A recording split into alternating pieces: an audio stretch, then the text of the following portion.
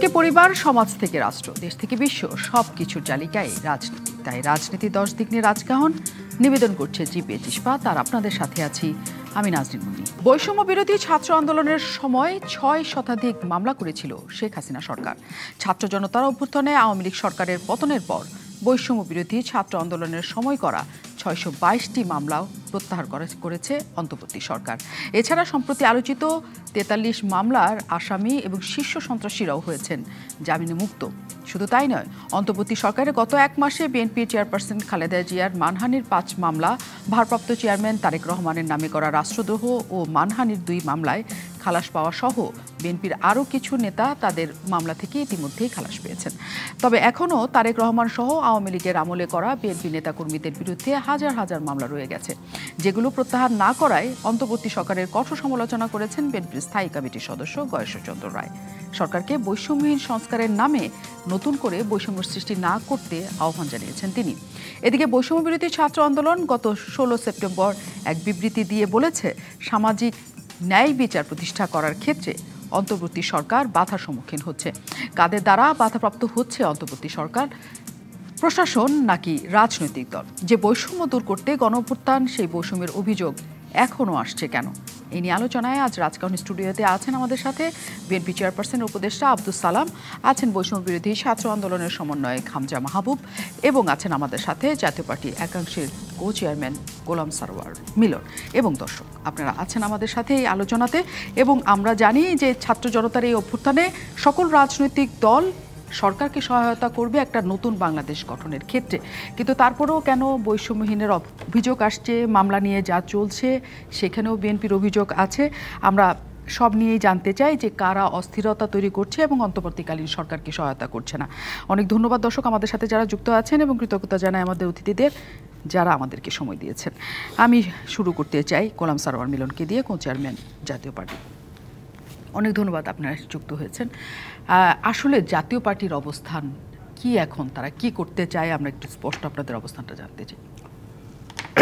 ধন্যবাদ আপনাকে এবং আজকে দুজন সম্মানিত সহ আলোচক, আমাদের সকলের প্রিয় সালাম ভাই, বিএনপির নেতা এবং আমাদের অনুজ আগামী দিনের ভবিষ্যৎ, আজকে আমাদের ছাত্র সমন্বয়ক আছেন এবং ডিবিসির অগণিত দর্শক শ্রোতাকে কাছের এবং দূরের সবাইকে প্রীতি এবং শুভেচ্ছা। আপনি জানতে চেয়েছেন জাতীয় পার্টির অবস্থা। আপনি জানেন যে আমাদের জাতীয় পার্টির মধ্যে বিভাজিত অবস্থায় আছে এবং আমরা যারা জাতীয় পার্টি এই মুহূর্তে কাজী ফিরোজ রশিদ, আমি কিংবা এই যারা আছে, যারা জিএম কাদের সাহেব যে মূল জাতীয় পার্টি বলে দাবি করে, যারা গত 2024 ইলেকশন করেছিল, আমরা তাদের বিরোধী অংশ। সুতরাং যদিও তিনি জাতির কাছে ক্ষমা চেয়েছেন এই আন্দোলনের ব্যাপারে, উনি যদিও আন্দোলনের ব্যাপারে উনি দাবি করেন যে উনি পক্ষে বিবৃতি দিয়েছেন কি সমর্থন দিয়েছেন, আমরা কিন্তু তার চেয়ে বেশি জুলাইয়ের প্রথম দিকে আমরা কিন্তু এই আন্দোলনকে সমর্থন দিয়েছি।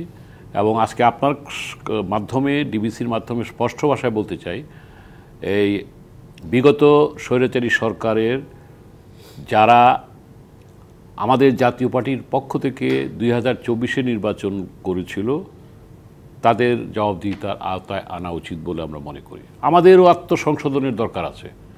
আজকে আমার মতো যারা 14, 18, 24 ইলেকশন করে না, এরকম শত শত জাতীয় পার্টি নিবেদিত নেতাকর্মী আছে, কিন্তু তাদেরকে আজকে তারাও কিন্তু একটা তকমায় পড়তেছে যে জাতীয় পার্টির দোষর। কিন্তু অ্যাকচুয়ালি দেখেন, এখানে সালাম ভাই আছে, বিএনপির সাথে একটা অংশ আছে জাতীয় পার্টির, পার্থর জাতীয় পার্টিতে অনেক গ্রুপ, আর 14 দলে একটা অংশ আছে আনোয়ার হোসেন মঞ্জুর, আবার আমাদের মধ্যেও আবার 2টা ভাগ। সুতরাং জাতীয় পার্টি একটা বড় দল ছিল, যেহেতু আপনি জানেন বিএনপি, আওয়ামী লীগ, জাতীয় পার্টি ক্ষমতা ছিল। তবে এই প্রসঙ্গে বলতে চাই যে জাতীয় পার্টি এরশাদ সাহেবের নেতৃত্বে যেটা গঠিত হয়েছিল, অনেক সংস্কারের কাজ উনি করেছেন।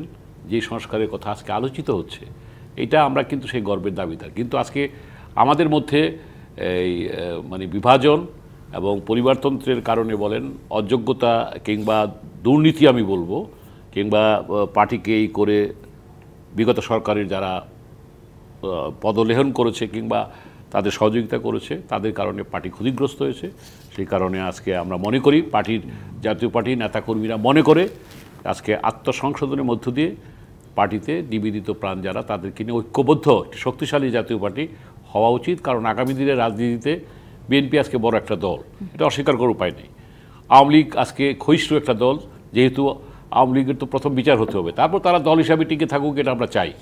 কিন্তু তাদের বিচার হওয়ার পর তারপর তাদের যেটা থাকে, কিন্তু সেই যে রাজনৈতিক শূন্যতা পূরণের জাতীয় পার্টি কিংবা জামাত ইসলাম কিংবা যে কোনো দলই হোক, আমরা চাই যে এরা সংস্কার নিজেদের মধ্যে হোক, নিজেদের মধ্যে এটাকে কী বলে ট্রু কমিশন গঠন করে নিজের কোনো ভুল থাকলে সেটাকে, যদিও জেএম কাদের সাহেবকে বলতে হয়, আমি তাকে বিলং করি না, উনি জাতির কাছে ক্ষমা চেয়েছেন।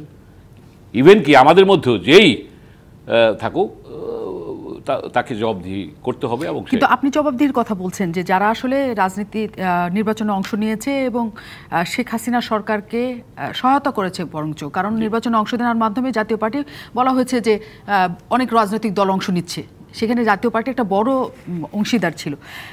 কাদের জবাবদিহি করবেন? কারণ আপনারা যদি কয়েক অংশে ভাগ হয়ে থাকেন, জিএম কাদেরের অংশ যেমন নির্বাচনে অংশ নিয়েছে, রওশন এরশাদের অংশও তো নির্বাচনে অংশ নিয়েছে। না, 2024-এ নেয়নি। 2024-এ নেয় নাই, কিন্তু 2018-তে নিয়েছে। না, 2018-তে বিএনপি নিয়েছিল। বিএনপি নিয়েছিল, কিন্তু আপনাদের যারা আছে বলতে পারে 2014-এর কথা। হ্যাঁ, 2014-তে, 2018, 24 সব সময়ই আপনারা নিয়েছেন।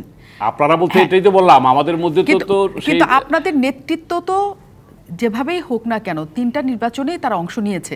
এখন জবাবদিহি যদি দুইজন নেত্রীকেই করতে হয়, মানে দুই নেতৃত্বকেই করতে হয়, তাহলে জাতীয় পার্টি কি নেতৃত্বের একটা সংকটের মধ্যে বা একটা অনিশ্চয়তার মধ্যে পড়ে যায় কিনা? না, সেটা আমি বক্তব্যের প্রথমেই কিন্তু আপনার কাছে বলে গেছি যে তাদের জবাবদিহিতার জায়গায় আনা উচিত। তবে 14-র ঘটনাটা আমি আপনাকে বলি যে এরশাদ সাহেবকে চ্যাংদোলা করে, আপনি জানেন এটা তো, আপনারা তাকে নিয়ে একই কথা কিন্তু জিএম কাদেরও বলে যে হ্যাঁ, তাকে জোর করে নিয়ে যাওয়া হয়েছে। এবং যাওয়ার পর যখন রওশন এরশাদকে বলা হলো তুমি যদি ইলেকশন না করো তাকে মঞ্জুর মার্ডার কেসে তাকে ফাঁসিতে ঝুলানো হবে, এই ভয় দেখে তাকে নেওয়া ছিল। আমি কিন্তু কোনো ডিফেন্ড করতেছি না, আমার কথা হলো 14-18 তো ধরেন সব দলই ছিল, কিন্তু নির্বাচন হয়ে গেছে রাত্রেবেলা। সুতরাং মেইন ইটাকে কিন্তু আপনারা যদি ফোকাস করি 24, যেই 24-এ যদি ইভেন জেএম কাদের সাহেব যদি এই গণ আন্দোলনে যদি আগে পদত্যাগ করতো, যখন 6 জন হামজা মারা গেছে 16ই জুলাই ফার্স্ট, না 16ই জুলাই ফার্স্ট মারা গিয়েছিল আবু সাইদ রংপুরে, সেদিন উচিত ছিল তো যে we are going to resign, কিংবা তার 2 দিন পরে, তাহলে কিন্তু সরকার মানে 36শে জুলাই অথবা 5ই আগস্ট পর্যন্ত যেতে হয় না। কিন্তু সেটা এটা না করে আপনারা বলছেন যে আসলে 24-এর নির্বাচনে যা কিছু হয়েছে, যে নেতৃত্ব ছিল তাকে তারা সহায়তা করেছে সবচেয়ে বেশি, আপনারা তাদের জবাবদিহি চান। আপনার কথা অনেক স্পষ্ট। হামজা মাহবুব, অনেক ধন্যবাদ, আপনি আমাদের সাথে যুক্ত হয়েছেন। যে প্রসঙ্গটি আসলে আপনাদের কাছ থেকে এসছে, আমরা জানি সবসময় বলা হয়ে থাকে সকল ধরনের বিপ্লবের পর এক ধরনের অস্থিরতা দেশ জুড়ে কাজ করে, এটা মেনে নিয়েই সবাইকে চলতে হয়। শুধু বিপ্লবের পর কেন, আমরা যখন এই দেশে রাজনৈতিক পালাবদল দেখেছি তখনও দেখেছি খুব অস্থিরতার মধ্যে সময়কাল যায়। কিন্তু এই সময় আপনারা যে কথাটা বিবৃতির মাধ্যমে বলেছেন যে এটা আসলে অন্তর্বর্তী সরকারকে সহায়তা হচ্ছে না, মানে বাধার সৃষ্টি করছে, সেই বাধাটা আসলে কাদের কাছ থেকে আপনারা পাচ্ছেন? রাজনৈতিক এবং প্রশাসনিক, আমি প্রথমে আপনাকে ধন্যবাদ দিতে চাই এবং আমার সহ আলোচকদের ধন্যবাদ দিতে চাই, তারপর আমি কথা শুরু করতে চাই। আমাদের সমস্যার জায়গাটা বা বাধার জায়গাটা তৈরি হচ্ছে দুইভাবেই, বাংলাদেশের রাজনৈতিক পরিস্থিতি এবং হচ্ছে বাংলাদেশের প্রশাসনিক যে কাঠামো আছে সেখান থেকে। গত 17 বছরে আমাদের প্রশাসনিক কাঠামোতে শেখ হাসিনা তার যে সমস্ত দোসরদেরকে রেখে গেছেন। শেখ হাসিনা চলে গেছে, কিন্তু আমরা আসলে প্রশাসনিক কাঠামো থেকে তাদেরকে হটাইতে পারি নাই, এবং এই কাজটা এত সহজও না। এরা পদে পদে আমাদের জন্য বাধার সৃষ্টি করছে, এক। আর হচ্ছে বিভিন্ন রাজনৈতিক দল এই গণ অভ্যুত্থানের পরবর্তী সময়ে যাদের আসলে সবচেয়ে বেশি ফায়দা হচ্ছে বা হবে বলে ধারণা করা হচ্ছে, বা যারা বর্তমান সরকারকে নানানভাবে, আমি কোনো দলেরই হচ্ছে উচ্চ পর্যায়ের নেতৃত্বকে প্রশ্নবিদ্ধ করতে চাচ্ছি না এই মুহূর্তে, শুধু তাদের কনসার্নের জায়গায় এটা হওয়া উচিত ছিল যে তাদের তৃণমূল যেন হচ্ছে বৈষম্য বিরোধী ছাত্র আন্দোলনের যারা আছে, যারা হচ্ছে মূলত এই আন্দোলনের নেতৃত্ব দিয়েছে এবং সরকার গঠন করেছে বা সরকারে যাদেরকে হচ্ছে করেছে, তাদেরকে সহায়তা করা। এতে নির্বাচন পূর্ববর্তী সময় পর্যন্ত, অন্তত পরবর্তী সরকার ক্ষমতা আসার আগ পর্যন্ত সরকারটা একটা স্ট্যাবিলিটি পেত এবং যে কাজগুলো আসলে শুরু করা দরকার আফটার রেভলিউশন, এই কাজগুলো খুব দ্রুতই শুরু করতে পারত। কিন্তু আমরা যারা হচ্ছে একদম তৃণমূল পর্যায় পর্যন্ত গিয়েছি, বা আপনারা জানেন সম্প্রতি আমাদের বিভাগীয় সফর হচ্ছিল বৈষম্য বিরোধী ছাত্র আন্দোলন, তখন আমরা হচ্ছে একদম যে স্থানীয় পর্যায় পর্যন্ত গিয়েছি, শহীদদের পরিবার পর্যন্ত গিয়েছি, সবখানেই আমরা হচ্ছে একটা জিনিস খেয়াল করেছি, সেটা হচ্ছে 5 তারিখ পর্যন্ত, 5 আগস্ট পর্যন্ত আমাদের মধ্যে যে ঐক্য ছিল, আমাদের সামনে একটা লক্ষ্য ছিল যে স্বৈরাচার হটানো, সেই লক্ষ্য যখন অর্জন হয়ে গেছে তারপরে আমাদের আবার রাজনৈতিক যে ডিভাইডেশন এটা শুরু হয়ে গেছে। আমাদের মানে আপনাদের এবং সকল রাজনৈতিক দল, মানে সবার মধ্যে জনতার কথা বলছি, জনতার কথা বলছি। মানুষজনের তখন একটাই উদ্দেশ্য ছিল এবং সবাই একসাথে আন্দোলন করেছে। আচ্ছা, এখন জনতা কিছু রাজনৈতিক দলের কাছে, কিছু আপনাদের কাছে, এরকম ডিভাইডেশন চলে আসছে বলছি। কিছু আমাদের কাছে বলতে জনতা আসলে যার যার ঘরে ফিরে গেছে। আচ্ছা, সত্য কথা এটা। এবং সবাই হচ্ছে নিজেদের রাজনৈতিক দলের ফায়দা যেটা হবে সেটাই কায়েম করতে চাচ্ছে। এবং আমরা যখন বলছি যে সরকার আসলে এটা করতে চাচ্ছে, সরকার এটা করে একটা স্ট্যাবিলিটি আনার চেষ্টা করতে চাচ্ছে, তখন সবাই এটা চিন্তা করছে যে এখানে আমার ফায়দা কতটুকু হচ্ছে, এখান থেকে আমরা একটা বাধাপ্রাপ্ত হচ্ছি। আর প্রশাসনিকভাবে প্রশাসনের বিভিন্ন স্তরের যারা হচ্ছে আমলা রয়েছেন, যাদের বিরুদ্ধে অভিযোগ ছিল স্বৈরাচারের হচ্ছে করার, তোষামোদ করার বা হচ্ছে তাদেরকে সহযোগিতা করার, তাদেরকে হচ্ছে সবাইকে ছাঁটাই করা সম্ভব হয়নি, বা এটা হয়তো আরও দূর হওয়া একটা বিষয়। এদেরকে হচ্ছে কাউকে এখান থেকে ট্রান্সফার করে ওখানে দেওয়া হচ্ছে, ওখান থেকে ট্রান্সফার করে ওখানে দেওয়া হচ্ছে। এতে তারা কিন্তু ওই লোকগুলোই থেকে যাচ্ছে ভিন্ন ভিন্ন জায়গায়। তো তারা গিয়ে সেখানে গিয়ে আবারও তাদের যে পুরনো চিন্তা, তাদের যে পুরনো মানসিকতা এবং পুরনো উদ্দেশ্য, সেটা বাস্তবায়নের চেষ্টা করে যাচ্ছে। এতে আমরাও বাধার সম্মুখীন হচ্ছে এবং স্থানীয় জনগণ যারা হচ্ছে প্রশাসনের সহযোগিতা চায় তাদের বিভিন্ন বিষয়ে, তারাও বাধাগ্রস্ত হচ্ছে। এবং প্রশাসনের মধ্যে এই জিনিসটা ধীরে ধীরে খুব স্পষ্ট হয়ে উঠছে কিনা আমি হচ্ছে এখনও সেভাবে ক্লিয়ার না। সেটা হচ্ছে বিশেষ করে সরকারকে যারা হচ্ছে সহযোগিতা করতে চায় তাদেরকে অসহযোগিতা করার একটা মনোভাব তাদের মধ্যে তৈরি হচ্ছে কিনা, এটা হচ্ছে একটা বড় প্রশ্ন। এবং এদের দুই দলের মাধ্যমে আর কি, প্রশাসন এবং হচ্ছে রাজনৈতিক দল, দুই দলের মাধ্যমে আমরা আসলে বাধার সম্মুখীন হচ্ছে বিভিন্ন জায়গায়, মানে সব জায়গা থেকে মোটামুটি একটা বাধার জায়গা তৈরি হয়ে গেছে। অনেক ধন্যবাদ, আপনি অনেকখানি স্পষ্ট করেছেন। পরে নিশ্চয়ই আরও এটা নিয়ে আমরা আলোচনা করতে পারি। আব্দুল সালাম আমাদের সাথে আছেন, বিএনপি চেয়ারপারসন উপদেষ্টা। অনেক ধন্যবাদ আব্দুল সালাম, আপনি আমাদের সাথে যুক্ত হয়েছেন। এবং সবসময়ের জন্যই বিএনপি বলে আসছে যে এই সরকারকে আপনার সর্বাত্মক সব কিছুতে সহায়তা করতে চান। কালকে বড় সমাবেশ থেকে একই এসছে, কিন্তু এখানে তারেক রহমান একটা কথা বলেছেন, ভারপ্রাপ্ত চেয়ারম্যান, তিনিই বলেছেন যে ব্যর্থতা যেন অন্তর্বর্তী সরকার নিজেরাই নিজেদের কাজের জন্য ব্যর্থ না হয়ে ওঠেন। কিন্তু এখানে হামজা যেটা বলছেন যে সেই ব্যর্থতার পেছনে অনেক কিছু এখন কাজ করছে, আপনার কি মনে হয় যে আসলে এই কাজগুলি কি তাদের ব্যর্থ করার জন্যই হচ্ছে নাকি অন্য কিছু? আপনাকে ধন্যবাদ এবং আমার সহযোগী আলোচক আছেন তাদেরকেও ধন্যবাদ জানাই।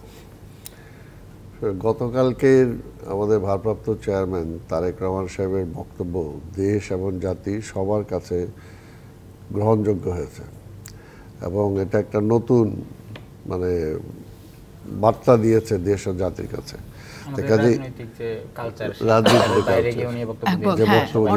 আপনি যে পয়েন্টটা বলছেন এটা অ্যাবসলিউটলি খুঁজে মাইক্রোস্কোপ দিয়ে বের করছেন আপনি পয়েন্টটা। এটা হলো যে এটা বলা হয়েছে যে কোনোভাবেই যাতে এই সরকার ব্যর্থ না হয়, এই সরকার ব্যর্থ হলে অভ্যুত্থানের সমস্ত কিছু ব্যর্থ হয়ে যাবে।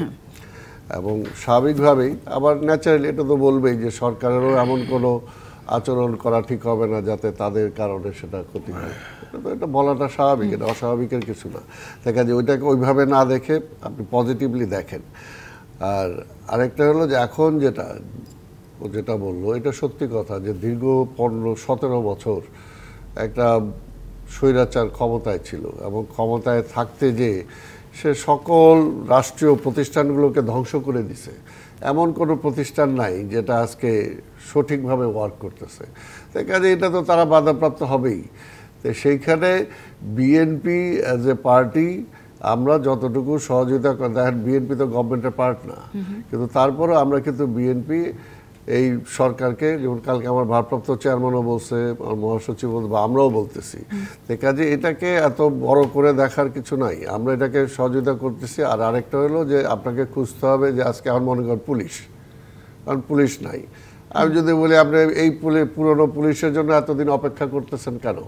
আমি আপনার এইখানে এসে প্রায় মাসখানেক না কতদিন আগে বোধহয় আমি বলে গেছিলাম যে ইমিডিয়েটলি এই সরকারের উচিত যে যারা আসে নাই তাদেরকে বাদ দিয়ে দরকার হলে পেশনে হলেও সেনাবাহিনী থেকে একটা অংশ নিয়ে এসে পুলিশটাকে রিকনস্টিটিউট করা উচিত, যাতে ইমিডিয়েট সার্ভিসটা দেওয়া যায়। কারণ পুলিশ ছাড়া তো স্বাভাবিক জীবন যাপন করা মানুষের এই যে ম্যাজিস্ট্রেটস পাওয়ার দেওয়া হলো, এতে কি মনে হয় যে এটা একটা সহায়তার জায়গা তৈরি হবে?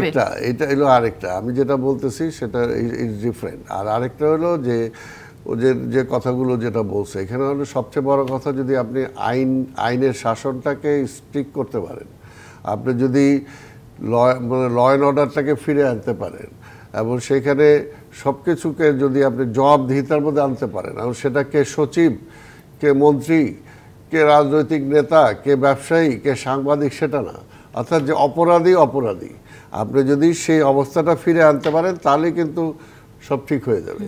আর এটা যেখানে সব কিছু রাতারাতি হয়ে যাবে এমনও কোনো কথা নেই, কাজে এখানে হতাশ হওয়ার কিছু নাই। আজকে আওয়ামী লীগ চলে গেছে বা শেখ হাসিনা চলে গেছে, কিন্তু সকল বৈষম্য কি হাসিনা তার পোটলা বইরা ইন্ডিয়াতে নিয়ে গেছে? সেটা তো নিয়ে যায়নি, সেগুলো তো সেখানে রেখে গেছে। তা কাজে এগুলোকে ঠিক করতে হলে আপনি এত মসৃণ ভাবতেছেন কেন, বা সরকারকেই এখনই বলবেন কেন যে তারা এই প্রতিবন্ধকতার শিকার হবে না? আর এটা সরকারও মানে এটা কয়েকজন উপদেষ্টা আছে, তার পেছনে যে একটা মনে করেন রাজনৈতিক একটা সরকার থাকলে যে ব্যাকগ্রাউন্ড থাকে, যে সব কিছু থাকে, এটা তো সেটা নাই। তাই কিন্তু কাজে এটাকে সময় দিতে হবে, এবং সময় দিয়ে আরেকটা হলো যে সব সমস্যার সমাধানই এই সরকারের কাছে চাইতে হবে, সেটাও ঠিক না, সে নিশ্চয়ই না। কিন্তু যে প্রসঙ্গটা আসছে আপনাকে সেটা বলি, হামজা যে কথাটা বলছে যে আমরা কোনো শীর্ষস্থানীয় নেতৃবৃন্দর দিকে আমরা আঙ্গুল তুলছি না, কিন্তু মাঠ পর্যায়ে, তৃণমূল পর্যায়ে যারা সাধারণ কর্মীরা আছেন তারা যে খুব সহায়তা করছেন এই সরকারকে, এমন বলা যায় না। এটা অবশ্যই করতেছে, এটা বলাটা ঠিক হবে না। দুই একটা কোথাও বিচ্ছিন্নভাবে ঘটনা ঘটলো, এটা নিয়ে আপনি ওভারঅল কাউকে, কোনো একটা দলকে আপনি ব্লেম করতে পারেন না। এটা দুই একটা সেগুলো থেকে দল থেকে আমরা করিনি, দল থেকে বহিষ্কার পর্যন্ত করা হয়েছে। তো কাজে এটা কোনো বিষয় না। এটা রাষ্ট্র যখন আছে তাহলে তো পুলিশই দরকার হতো না, আজকে বিচার বিভাগই দরকার হতো না যদি অপরাধী না থাকে। অপরাধ তো যে কারোর মধ্যেই থাকতে পারে, অপরাধ বোধ প্রত্যেকটা মানুষের মধ্যেই আছে। যদি সেটাকে আপনি নিয়ন্ত্রণে রাখার চেষ্টা করেন এবং সে যাতে অপরাধ করে পার না পায় সেই ব্যবস্থাটা রাখেন, তাহলেই হবে। তো কাজে অপরাধ করলে পার পাচ্ছে না, তো এটা হলো সবচেয়ে বড় কথা। তো কাজেই এইটা কোনো মেজর করে, কারণ এখানে বুঝতে হবে আপনাকে দীর্ঘ 17টা বছর, আজকে মনে করো একটা ছাত্রনেতা, এখানে আমার অনেক ছাত্রনেতা আছে যে গ্রাম থেকে চলে আসছে, ঢাকা শহরে স্কুটার চালায়। তো কাজেই আপনাকে বুঝতে হবে যে বিএনপি কি পর্যায়গুলো পার হয়ে আজকে এই পর্যায়ে আসছে। কাজে তার মধ্যে যে সেই ক্ষোভ, তার মধ্যে যে সেই থাকবে না, এটাকে যদি তারা বাস্তবতাকে অস্বীকার করবেন, আজকে এটা থাকবেই। যে আওয়ামী লীগ এইভাবে করে গেছে, যে পুলিশ আমাকে যে আজকে পুলিশের উপর এই বিক্ষোভটা কেন হইলো, এটার জন্য দায়ী। আমরা আগেও বলছি যে শেখ হাসিনার অন্যায়কে প্রশ্রয় দিতে, যে অন্যায় অর্ডার মানতে, যে আজকে তারা জনগণের শত্রু প্রমাণিত হয়েছে। তাই কাজে এই ক্ষোভটা তো মানুষের মধ্যে, যার সন্তান মারা গেছে, যে মা আজকে মনে করেন, আজকে ইলিয়াস আলীর বউয়ের কথা চিন্তা করে দেখেন, ইলিয়াস আলীর ছেলের কথা চিন্তা করে দেখেন, যে আজকে সে কি বয়সে তার স্বামীকে সে হারাইছে, সন্তানটা। এই ক্ষোভটা যদি আপনি মনে করেন যে এখানে প্রশমিত হয়ে যাবে, নো, এত সহজে নিশ্চয়ই না। সবার ইয়ের জায়গা থাকবে, আওয়ামী লীগের বিরুদ্ধে ক্ষোভ থাকবে এবং ক্ষোভ থাকাটাই স্বাভাবিক। যে পর্যন্ত তারা বিচার আওতায় না আসবে, বিচার আওতায় আসবে, বিচার হবে, তারপরে এখানে ওরা যা বলতে চাইছেন বৈষম্যবিরোধী ছাত্র আন্দোলনরা, যে কোনো কিছু তো আইন নিজের মতো করে চলবে, আইনটা নিজের হাতে তুলে নিয়ে মিডিয়া ট্রায়ালের মাধ্যমে, নানা কিছুর মাধ্যমে যে একটা অস্থির পরিবেশ, সামাজিক অবস্থাটা যে অস্থির করে ফেলা, সেটার বিরুদ্ধে তারা কথা বলছেন। পরিবেশ নাই, কোনো এত অস্থির হওয়ার কিছু নাই, একটু ধৈর্য ধরেন, সবাই একটু ধৈর্য ধরেন। আমরা সেই ধৈর্যটাই ধরতে চাই। এবং একই সাথে বলা হচ্ছে যে এই যে ভাঙচুর, মাজার ভাঙচুর থেকে শুরু করে নানা কিছু, সেগুলোও নানাজন নানাভাবে করছে, এবং কি কারণে সেটা আমরা একটু বিরতির পর জানতে পারছি। অনেক ধন্যবাদ দর্শক আমাদের সাথে যুক্ত হওয়ার জন্য। গোলাম সারোয়ার মিলন আছেন আমাদের সাথে, তিনি কো চেয়ারম্যান জাতীয় পার্টির একাংশ। তিনি বলছিলেন যে 2024-এ যারা নির্বাচনে গিয়েছেন তাদের জবাবদিহিতার অংশ আওতায় আনাটা উচিত। এবং একই সাথে গোলাম সারোয়ার মিলন যে কথাটা ছাত্ররা বলার চেষ্টা করছে যে আসলে অবৈধ নির্বাচনের সঙ্গী যারা যারা হয়েছে, যারা যারা নির্বাচন করেছে, আসলে সবারই সেই ক্ষেত্রে সেই জবাবদিহিতার জায়গাটা আসা উচিত। সেই সংখ্যাটা অনেক বড় হয়ে যায় এবং সেই সংখ্যাটা যদি বড় হয় একটা রাজনৈতিক দলের ক্ষেত্রে, আওয়ামী লীগ তো অনেক বড় দল, তারা যাবে আসবে নানা কিছু থেকে, কিন্তু জাতীয় পার্টির ক্ষেত্রে যদি সেই জবাবদিহিতার জায়গাটা আসে, নেতৃত্ব ছাড়াও যারা গিয়েছে নির্বাচনে, জাতীয় পার্টি অনেক বড় বিপদে পড়ে যাবে কিনা? না, নিশ্চিত। শুনেন, একটা সংগঠনের হাজারো নেতাকর্মী থাকে। এখন ধরেন নির্বাচন করছে কয়জন? 14 সালের কত 35টা না 28টা না কটা সিট পাইছিল, তারপরে 18তে তো একই অবস্থা। 18তে তো ধরেন বিএনপিও নির্বাচন করছিল, 12টা সিট পাইছিল, যে সেটাই 18 তো নির্বাচন আর 24-এ তো বললামই। আমার কথা হলো আমি প্রথমেই তো এটা ক্লিয়ার করে দিচ্ছি যে না, কিন্তু এই বিষয়টা হচ্ছে স্পষ্ট যে রাজনীতিতে যারা নির্বাচনে যান তারা নির্বাচিত হয়ে বারবার আসেন এবং তারা প্রথম সারির নেতা বলা হয়। তাহলে আমরা 3টা নির্বাচনের প্রথম সারির নেতাদের বিরুদ্ধে যদি জবাবদিহিতা আনে এবং তাদের বিরুদ্ধে যদি বিচার শুরু হয় বা তাদের যদি অন্য কিছু শুরু হয়, তাহলে জাতীয় পার্টির দ্বিতীয় সারিতে যারা আছেন তারা আসলে নির্বাচনে জিতে এই দলটাকে সংসদীয় কোনো আসনে বসানোর মতো ক্ষমতা রাখবে কিনা শেষ পর্যন্ত। অবশ্যই রাখে। দেখেন, আমি একটা কথা বলি, জাতীয় পার্টি তো বিভাজন হয়েছে, ভাঙছে, এটা তো সবাই জানেন।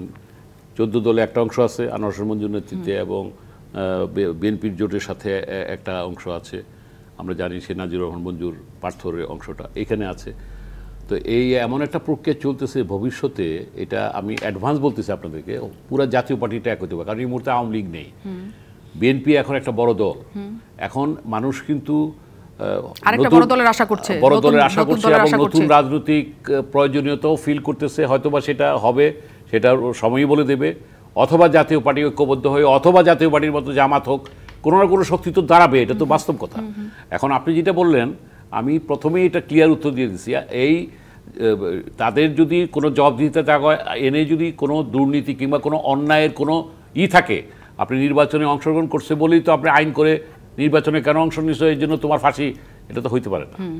হ্যাঁ, নির্বাচনে অংশগ্রহণ করে সে কোনো সুযোগ সুবিধা নিচ্ছে কিনা কিংবা কোনো অবৈধ আইন পাশ করছে কিনা, এক কথায় জবাবদিহিতা জায়গায় আসার মতো কোনো তথ্য উপাত্ত কিংবা সেই এটা যদি থাকে তাহলে আপনি তাকে আনবেন। নাইলে আপনি তো একজন এমপি ইলেকশন করছে দেখে আপনি স্বৈরাচারকে যারা করেছিল, সেখানে তো আমরা যারা করি নাই তাদের কথা তো আলাদা, যারা করেছিল তাদেরকে তো সেই গ্রাউন্ডে তো জবাবদিহির জায়গায় আনতে হবে। তো যাই হোক, আমি ওই প্রসঙ্গটা তো আমি ক্লিয়ারলি বলেছি। আমি যেটা বলতে চাই যে আজকে ছাত্ররা যে কাজটি করেছে, এটা আমরা দ্বিতীয় মুক্তিযুদ্ধ বলি, যে 71-এর মুক্তিযুদ্ধের আকাঙ্ক্ষাটা ছিল আমরা একটা গণতান্ত্রিক সমাজ করব এবং সামাজিক ন্যায় বিচার এবং সুশাসনের তো করব। এই যে যেই এইটা হলো 24-এর যে গণ অভ্যুত্থানটা হলো, এরা কেন করছে? এরা 3টা প্রজন্ম 14, 18, 24-এ ভোট দিতে পারেনি। আপনি দেখেন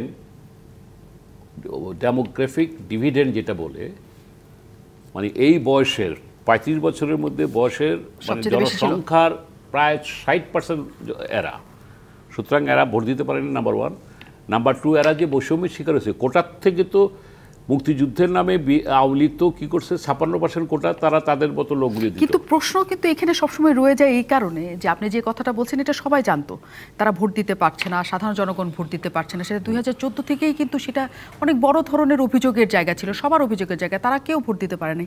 ও বসে আছে, আমার ধারণা কোনোদিনও ভোট দিতে পেরেছেন? পারেন না। আমি 2014 সালে আমি তখন প্রথম ভোটার হই এবং ভোট দিতে গিয়েছি এই অপরাধে আমি তখন এলাকা ছাড়া হয়ে যাই। হ্যাঁ, এবং তারা তো বলে আসছিল, আপনারা সেগুলো জানতেন, কিন্তু তারপরেও নির্বাচনগুলি হয়েছে এবং আপনারা সেই প্রতিবাদ যে খুব করেছেন এরকম না। অভিযোগটা সেই জায়গায়, সেটা পুরো দলটার বিরুদ্ধেই, কোনো একটা নির্দিষ্ট নেতৃত্ব, কোনো একটা দল, মানুষ, এই কারণে না। জাতীয় পার্টি যেহেতু ওই পুরো সময়টাই আওয়ামী লীগের সহযোগী হিসেবে এই সংসদে ছিল, এই কারণেই সেই অভিযোগটা এসছে। আমি শেষ করে দিই জায়গাটায় যে আপনি জাতীয় পার্টির সেই অংশটাকেই বলেন যে অংশটা নির্বাচনে গিয়েছিল। হ্যাঁ। আর আপনি যদি জাতীয় পার্টি যারা নির্বাচন করে নাই, যে অংশটা নির্বাচনে যায় নাই, তাদের আমরা এই দোষ দিতে পারবো না। আপনি কেন তাদেরকে এটা সত্য, আমরা তাদের এই দোষ দিতে পারবো না।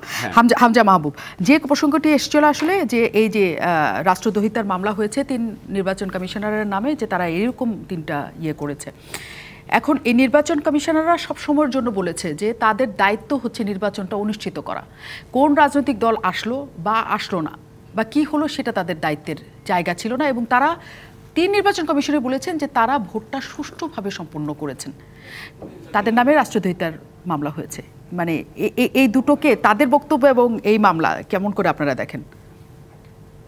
আমি যে 3 নির্বাচন কমিশনের বিরুদ্ধে মামলা হয়েছে, তাদের তখন যখন তারা নির্বাচন অনুষ্ঠান করেন, নির্বাচন অনুষ্ঠিত করার যে প্রস্তুতি ওটা নেন এবং নির্বাচন অনুষ্ঠান করেন, তখন তাদের হচ্ছে এইটা না করার একটা জায়গা ছিল।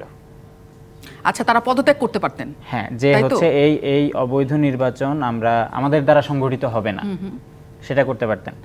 কিন্তু এটা যখন ধরেন, আমি তার আগে যদি একটা কথা বলি, এই গত নির্বাচনগুলোতে যে সমস্ত রাজনৈতিক দল, আওয়ামী লীগ সহ যে অন্যান্য দলগুলো হচ্ছে নির্বাচনে অংশগ্রহণ করেছে, কারা জিতে এসেছে, কারা জিতে আসেনি, কে আসন পেয়েছে, কে আসন পায়নি, সেটা পরের আলাপ।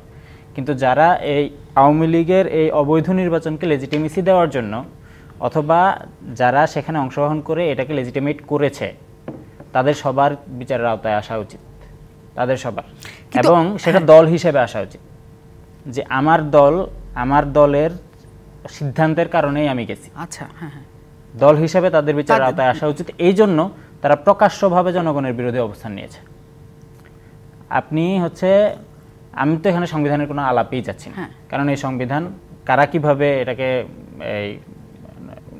নষ্ট করেছে, সংশোধন বলবো না, আমি এটাকে ধ্বংস করা বলবো। কারা কিভাবে এটা ধ্বংস করেছে এটা জনগণ জানে, এবং সেটা পুরোপুরিভাবে জনগণের ইয়ার বাইরে, কনসেন্টের বাইরে থেকে হয়েছে। এবং এই জনগণের বিরুদ্ধতা করে যারা এখানে নির্বাচনে অংশ নিয়েছে, এবং এই নির্বাচন যারা সংগঠিত করেছে, নির্বাচন কমিশনারদের কথা যে আমরা বলতেছি, এরা সবাই সমান অপরাধী, এবং হচ্ছে এদের হচ্ছে সবার বিচারের আওতায় আসা উচিত। শুধু একটা প্রশ্ন আপনাকে করি, সেটা হচ্ছে 3 জন নির্বাচন কমিশনার সহ একজন প্রধান নির্বাচন কমিশনার, এই যে কমিশনটা, ধরেন তারা বলল যে আমি এই নির্বাচনটা মানি না, বা এই নির্বাচনটা হয় নাই, বা এই নির্বাচনটা আমি করতে চাই না, আমি পদত্যাগ করলাম, আপনি মনে করেন শেখ হাসিনা সরকার তাদের আস্থ রাখতো? না, আস্থ রাখতো না। কিন্তু মানে তাহলে সবার কি সেই সাহসটা হয়? জাতীয় পার্টি জেলে যেতে চাচ্ছে না, হ্যাঁ, কিন্তু সে জাতির কাছে বিশ্বাসঘাতক হিসেবে পরিগণিত হইতো না, বরং সে জাতীয় বীর হিসেবে তখন একদম স্পষ্ট। আব্দুল সালাম, যে পরিস্থিতি আসলে তৈরি হয়েছে, আপনাদের জায়গায় একটা অভিযোগের জায়গা আছে যে প্রায় 650 মামলা ছাত্রদের উপর থেকে উজ্জ্ব করা হয়েছে, কিন্তু এখনও আপনাদের নামে অনেক মামলা আছে। এখনও পর্যন্ত ভারপ্রাপ্ত চেয়ারম্যান তারেক রহমানের নামে অনেক মামলা রয়ে গেছে, তার দেশে ফেরা নিয়েও একটা জটিলতা এই মামলার কারণে। এটা আপনারা একটা বৈষম্যর জায়গা থেকে দেখছেন, কিন্তু সব মামলা তুলে নেওয়া কি আসলে সম্ভব একটা সরকারের পক্ষে? কেন সম্ভব না? অবশ্যই সম্ভব, কারণ এই মামলাগুলো তো আমরা বারবার বলছি যে মামলাগুলো মিথ্যা মামলা, গায়েবী মামলা, এবং এই মামলাগুলো সাজানো মামলা। তো এটা তো রাজনৈতিক কারণে মামলা দেওয়া হয়েছে। তা 28 অক্টোবর কি আমার জনসভা ভাঙ্গায় দিয়ে আমাদের সবার বিরুদ্ধে হত্যা মামলা দিল, আমাদের পুলিশ লাইন, পুলিশ হসপিটাল, ওই প্রধান বিচারপতি, অর্থাৎ বিভিন্নভাবে সাজায় বিএনপিকে রাজনীতির মাঠ থেকে আউট করে দিয়ে নির্বাচন করা। তাই কাজে এটা উদ্দেশ্য প্রণোদিত, কাজে সেই মামলা বাতিল হবে না কেন? এগুলো তো অবশ্যই তদন্ত সাপেক্ষ বিষয় না।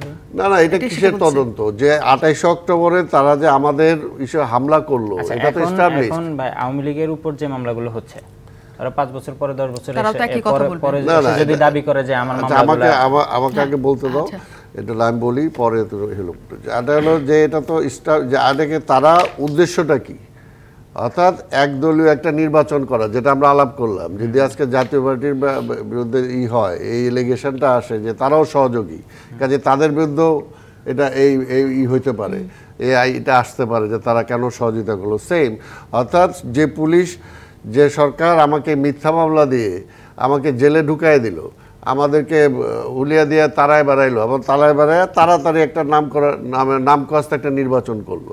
এটা করার জন্যই তো সেই হামলাটা। ঠিক আছে, সে মামলা উইথড্র হবে না কেন? এটা তো অবশ্যই হবে। তো এর জন্যই যেগুলো আজকে এই প্রত্যেকটাতেই এবং হাইকোর্টের বিচারপতিরা পর্যন্ত বলছে, আজকে মিডিয়াতে আসছে যে এখানে কোনো ঘটনা ঘটে নাই, কিন্তু তারপর দেখা যায় এখানে ককটেল ফুটছে, এনে এইটা হয়েছে ওইটা হয়েছে, বানা একটা মামলা দিয়ে দিছে। তো এইগুলো তো অবশ্যই উইথড্র হতে হবে। আর আরেকটা যে জিনিসগুলো এখানে আলোচনা হচ্ছিল, আমি এটা একটু বলতে চাই যে আপনার নির্বাচন কমিশনের ব্যাপারে বলবেন, আসলে এই জায়গাগুলোতে যদি আমরা না ধরি তাহলে সাধারণ যে লুফোল্ডগুলো আছে এটা খুব মাইনর। কিন্তু আজকে দেখেন একমাত্র খায়রুল হক বিচারপতি, he is the main man আজকের বাংলাদেশের রাজনীতিটাকে এই পর্যায়ে নিয়ে যাওয়া, আজকে বাংলাদেশের গণতন্ত্রকে আজকে এই পর্যায়ে নিয়ে যাওয়া, আজকে শেখ হাসিনাকে স্বৈরাচার বানানো। এখানে নাম্বার ওয়ান কোনো ব্যক্তি যদি এখানে কাজ করে থাকে, দিস ব্যক্তি হলো খায়রুল হক। সে ওই রায়ের মধ্য দিয়ে কি তত্ত্বাবধায়ক সরকার বাতিল না, এদেরকেই পানিশমেন্ট দেওয়া উচিত। এবং অবশ্যই নির্বাচন, আমরা তো বারবার বলছি যে নির্বাচনে কি একটা নির্বাচন কমিশনার যদি বলে যে আইনে আছে একটা ভোট হইলো নির্বাচন, তাহলে ওকে তো অবশ্যই ওই দিনই তারা ধরা উচিত। তো কাজে আবার তার ভিতরে আবার ইনভেস্টিগেশন কি, ওই কথার উপরেই তাকে জেলে নিয়ে তারা বোঝানো উচিত যে এটা গণতন্ত্র না, এটা যে একটা স্বৈরাচারের পক্ষে সে কাজ করছে। তাই কাজে এই ধরনের ব্যক্তিগুলোকে যদি আজকে পানিশমেন্ট দেওয়া হয় তাহলে ভবিষ্যতে, কারণ একটা জিনিস দেখেন, আজকে ভারতের বা অন্যান্য দেশে, ভারতের অনেক সমালোচনা করি আমরা, কিন্তু তারপর সেখানে নির্বাচন পদ্ধতির কথা বলেন বা সব কিছু, সেটা কেন হয়?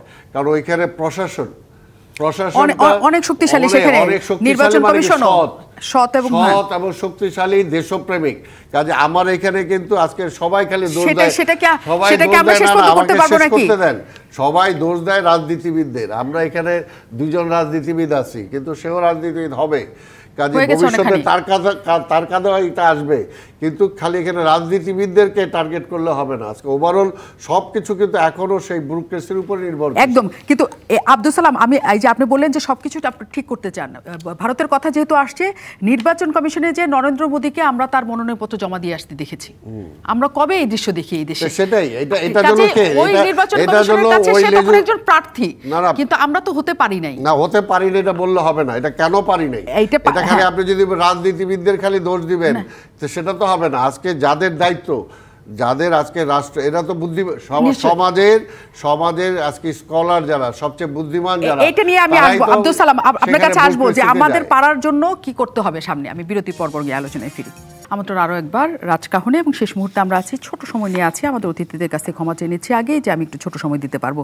আমি গোলাম সারোয়ার মিলনকে বলি যে হ্যাঁ, সব কিছু এখন নতুন করে চালানোর জন্য সব কিছু সংস্কারের মাধ্যমে একটা এমন দেশ গড়ার চেষ্টা করা হচ্ছে যে উন্নত ব্যবস্থার মধ্যে দিয়ে আমাদের যাবে। সেটা নির্বাচন কমিশনের ক্ষেত্রেও হয়েছে, কিন্তু এই দেশের নির্বাচন কমিশন কোনোদিন স্বাধীনভাবে কাজ করতে পারে নাই, যারা আসছে তাদের হয়ে ব্যবহার করছে।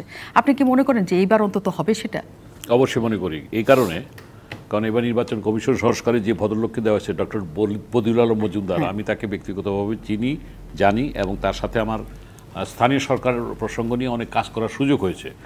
এবং এই জায়গাটায় আমার একটা ওপিনিয়ন আছে যে এই যে একটা আমাদের সাংবিধানিক কমিশন কিন্তু অলরেডি নির্বাচন কমিশন আছেই, এই যে সংস্কারের জন্য দিল, বরঞ্চ ওনাকেই নির্বাচন কমিশনার বানায় দিয়ে এবং তার সাথে তার মতো আরও 5 জন কমিশনার দিয়ে, কারণ এখানে তো কী হবে, তারা কি করবে, তারা একটা প্রস্তাব দিবে, আবার নির্বাচন কমিশন হবে। সুতরাং এটা আমার একটা উপলব্ধি জায়গা থেকে বললাম যে এইভাবে করলে বরঞ্চ সময়টা কম হইতো এবং আরও ইজি হইতো। This number 1। দুর্নীতি দমন কমিশনের ব্যাপারেও তাই, যে ভদ্রলোককে দেওয়া হয়েছে ডক্টর ইফতেখারুজ্জামান, ওনাকে যদি দুর্নীতি দমন কমিশনের করে দিয়ে তাকে বলা হয়তো যে তুমি এটা ক্লিন করো, তাহলে এই যে ওভারল্যাপিংটা, এই যে টাইমিংটা, এটা হতো না। 3 হচ্ছে, আমি যে কথাটা পর, যেহেতু এটা লাস্ট রাউন্ড কথা বলার সুযোগ হবে না, আমি কয়েকটা হেডলাইন আকারে কিছু কথা বলে যাই ছোট করে। প্রথম কথা হচ্ছে যে এই ছাত্ররা যে আন্দোলনটা করেছে, এই আন্দোলনের আকাঙ্ক্ষাটাকে আমাদের বুঝতে হবে। এখানে সালাম ভাই যথার্থ বলেছে যে আজকে আমরা 2 জন রাজনীতিবিদ, এরা ভবিষ্যতের রাজনীতিবিদ, এরা এক সময় আমরা থাকবো না, আমি মন্ত্রী হওয়ার সুযোগ হয়েছে, উনি মেয়র হয়েছেন, ভবিষ্যতে মন্ত্রী হবেন, এরা সামনের দিকে হবে। সুতরাং এদের আকাঙ্ক্ষাকে আমাদের সম্মান করতে হবে, এই তারুণ্যের নেতৃত্বকে আমাদের সামনে এগিয়ে দিতে হবে। কিন্তু সেই জায়গায় প্রশ্ন আছে যে আজকে তারা যে প্রশ্নগুলি করছে, যে তাদেরকে কিন্তু আমি অনুরোধ করব সমন্বয়কের মাধ্যমে যে তাদেরকে পড়ার জায়গায় কিন্তু ফিরে যেতে হবে। যাদের ছাত্রত্ব শেষ হয়ে গেছে তাদেরকে এই পুলিশের যে 12,000 যে জয়েন করে নাই এদেরকে ইমিডিয়েটলি সেখানে ঢুকে দেওয়া উচিত, কিংবা সরকারি যে সমস্ত জায়গা আছে, কারণ তাদের আন্দোলনটা ছিল তো এই কোটার বিরুদ্ধেই করতে, এইসব করে তাদেরকে করা দরকার। দ্বিতীয় হচ্ছে যে আজকে যে প্রসঙ্গটা, যদিও আপনি আমাকে নাই, আমি 30 সেকেন্ডে 30 সেকেন্ডে সালাম ভাই যেটা বললেন যে যেটা আমি নির্মোহ অবস্থান থেকে বলতে চাই যে এই আন্দোলনটা কিন্তু সব আন্দোলন কিন্তু রাজনৈতিক নেতৃত্ব হয়েছে, এইবার কিন্তু রাজনৈতিক নেতৃত্বে আন্দোলনটা হয় নাই। এটা সত্যি কথা যে না হইলেও এই আন্দোলনটা হুট করে তৈরি হয় না। এই যে গণমানুষ এটা অনেকবার বলা হয়েছে। আচ্ছা, আমি একটু শুনি হামজা মাহবুবের কাছে শুনি। আমরা তাদের প্রত্যাহার করা উচিত। হামজা মাহবুব, আপনি বলছিলেন যে এই বিচারহীনতার একটা সংস্কৃতি তৈরি হয়ে গেছে, সবাই মনে করে বিচার না হলেই আমি বিচার চাই, আমার মতো করে বিচার চাই। এটাকে আপনারা মিডিয়াল ট্রায়াল বলছেন, নানাভাবে বলছেন, কিন্তু আমরা নতুন বাংলাদেশে সেটা চাই না। সবার হোক, আগে যারা হয়েছে যে চাইলেই তাকে বন্দি করলাম, চাইলেই তাকে ফাঁসি দিয়ে দিলাম, তাহলে এই ধৈর্যটা আমরা তো প্রথমে সবারই দেখানো উচিত। অবশ্যই সবার দেখানো উচিত। এখানে এই পয়েন্টে আমার হচ্ছে আমি একটু পুরনো কথাটা নিয়ে আসি। সালাম ভাই প্রথমে বলছিলেন যে এই যে আমাদের এই বিশৃঙ্খলা, রাজনৈতিক বিশৃঙ্খলা বা হচ্ছে একটা, আমরা প্রথমে যেটা নিয়ে আলাপ করতেছিলাম বাধাপ্রাপ্তির যে বিষয়টা, সেখানে সালাম ভাই একদম শেষ পর্যায়ে গিয়ে বলছিলেন একটু তো হবে। এই একটু হবে এই শব্দ দুইটা ভাই আমাকে ক্যাচ করছে। একটু যাতে না হয় ভাই, যে রাজনৈতিক আকাঙ্ক্ষার কথা বললেন, আমাদের আকাঙ্ক্ষাটা এই জায়গাতেই যে এই যে একটু হবেই, এই সংস্কৃতি থেকে কি বের হওয়া যায় না? এবং একটু থেকেই অনেক কিছু হয়। এই সংস্কৃতি থেকে কি বের হওয়া যায় না? এই যে আমাদের যে ধারণা, আমরা যে একটা নতুন বাংলাদেশ চাচ্ছি ভাই, এই বাংলাদেশে আসলে একটুও হইতে পারবে না। সবকিছু অন প্রসেস হবে, একদম সিস্টেমেটিক্যালি হবে, বিচার হবে বিচারিক প্রক্রিয়ায়, একদম তারা স্পষ্ট। আমি আপনার কাছে জানতে চাই, 1 মিনিট আছে। ওর স্পিডের সাথে আমি একমত, কিন্তু তাহলে তো আমি বললো যে তাহলে তো আর পুলিশ ব্যবস্থা দরকার হতো না, বিচার ব্যবস্থা দরকার হতো না কোনো অপরাধী না হলে। আমার কথা আমি ওই সেন্সে বলছি যে সেটা সবচেয়ে বড় কথা আইনের শাসন আর জবাবদিহিতা, এই দুইটাকে যদি আমি নিশ্চিত করতে পারি তাহলে এগুলো থাকবে না। এটা নিশ্চিত করতে রাজনৈতিক দলগুলোর নেতৃত্বে জনগণ সরকারকে সহযোগিতা করতে পারে। এটা 100%, কিন্তু এটা আমি বলি এটা তো অবশ্যই সম্ভব, কিন্তু কোনোভাবেই আজকে যদি মনে করো যে আজকে ব্যুরোক্রেসি খালি রাজনীতিবিদদের দেখলে হবে না। আমি যে জায়গাটা বলতেছি, যারা আইনের রক্ষক, তারাই যদি রক্ষক হয়ে যায় তাহলে তো হবে না। এই আমলায় যারা আছে তাই না, আজকে আইনের রক্ষক যারা, তারা তো আইনটাকে, আজকে আইন ভাঙে কারা এই দেশে বেশিরভাগ সময়? আজকে রক্ষক যারা তারা, তাই না, আজকে তারা খেয়ে নেয়। আজকে যে টাকা 100, 200, 500, 5,000, 10,000 টাকার জন্য একজনকে ব্যাংক থেকে তার সমস্ত সম্পত্তি নিলাম করে নিতেছে, আর হাজার হাজার কোটি টাকা ব্যাংক থেকে যে নিয়ে গেছে তাকে তো ধরা হচ্ছে 20,000 কোটি টাকার জন্য। এর জন্য বললাম যে আইনের শাসনটা যদি নিশ্চিত হয় এবং সবার জন্য, সবাই সমান, এটা তো হয় না। এর জন্য আমি ওটা যেটা বলছি, শোনো, আমি এটা যেটা বলছি, আমরা নিশ্চয়ই আলোচনাটা ওই স্পিডে আমি চাই যে ওইটা কেউ থাকবে না, কিন্তু বাংলাদেশ তো আমাদের নিশ্চয়ই সেই আলোচনাতে আবারও দেখাবে আজকে।